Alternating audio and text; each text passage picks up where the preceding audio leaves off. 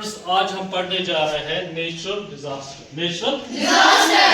Natural disaster पढ़ने से पहले हमें पता होना चाहिए what is disaster. What is disaster? So disaster means N unexpected incident. Unexpected incident यानी वो वाक़ा, वो हादसा जो हमने सोचा भी नहीं होता है, उसको हम कहते हैं डिजास्टर। क्या कहते हैं? डिजास्टर यानी आफत।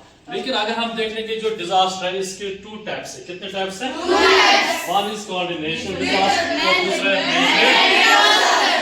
Natural disaster. वो डिजास्टर होता है जो कुदरत की तरफ से होता है। Natural disasters are those disasters which are caused by nature, which are caused by nature. For example, earthquake, floods, landslides, these slow avalanches, etc. अगर हम देख लेंगे ये मैन मेड डिजास्टर की अगर हम बात करेंगे, इसमें आते हैं एक्सीडेंट्स आते हैं या फायर इंसिडेंट्स इसमें आते हैं। अब हम देख लेंगे ये जो नेचुरल डिजास्टर है, it is considered more disaster than man made disaster. इसमें ज्यादा नुकसान होता है नेचुरल डिजास्टर में बनस्बत किसके? Man made disaster. तो डिजास्टर जैसे मैंने आपको पहले बोला कि इसको हम नहीं रोक सकते, इसको हम नहीं रोक सकते, लेकिन हम ह्यूमन बीइंग्स हैं, हमें अल्लाह ताला ने अक्ल दी है, हम जो लॉस है उसको हम मिनिमाइज कर सकते हैं। इसको डिजास्टर में इस स्टेप को कहते हैं बेटा मिटिगेशन। क्या कहते हैं? मिटिगेशन। सो मिटिगेशन वो मेजर है, वो स्टेप है जिससे हम लॉस को क्या कर सकते हैं? रिड्यूस कर सकते हैं। क्या कर सकते हैं? रिड्यूस हो गया, कम। रिड्यूस क्या गया? इसमें हम जो लॉस है वो हम कम कर सकते हैं। तो इसमें हमने जो पहला डिजास्टर पढ़ने जा रहे हैं बेटा वो है अर्थ। वो क्या है? अर्थक्वेक। जैसे आप लोगों को पता है जो अर्थ के 3 लेयर होते हैं, क्रस्ट, कोर, तो इसमें जो क्रस्ट लेयर होता है उसके सरफेस में कभी कभार शेक होता है। क्या होता है? शेक। वो हिल जाता है, उसी की वजह से अर्थक्वेक आते हैं।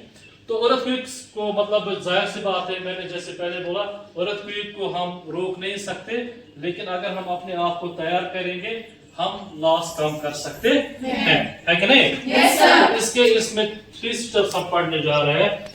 What to do before an earthquake, what to do during an earthquake, and what to do after an earthquake. तो what to do before an earthquake में हमने पता होना चाहिए हमारी लोकेशन कहाँ है। जैसे मैंने आपको पहले बोला जो J&K है इसको रिस्क जोन में रखा गया है, 4 और 5 सिस्मिक जोन जो है उसमें रखा गया है। तो इसका ये मतलब है यहाँ पे अर्थक्वेक भी आ सकता है, फ्लड्स भी आ सकते हैं, लैंडस्लाइड्स भी आ सकते हैं, स्नो एवलांचेस भी आ सकते हैं। तो अब हम देख लेंगे what to do before an earthquake. तो सबसे पहले हमने क्या करना है, हमने अगर हम कंस्ट्रक्शन करने जा रहे हैं, क्या करने जा रहे हैं? कंस्ट्रक्शन। तो उसमें हमने कुछ प्रिंसिपल्स फॉलो करने हैं, उसको हम कहते हैं प्रिंसिपल्स ऑफ NDMA। NDMA यानी नेशनल डिजास्टर मैनेजमेंट अथॉरिटी। उन्होंने हमें प्रिंसिपल्स कुछ दिए हैं किस तरह हमने अपने मकान बनाने हैं।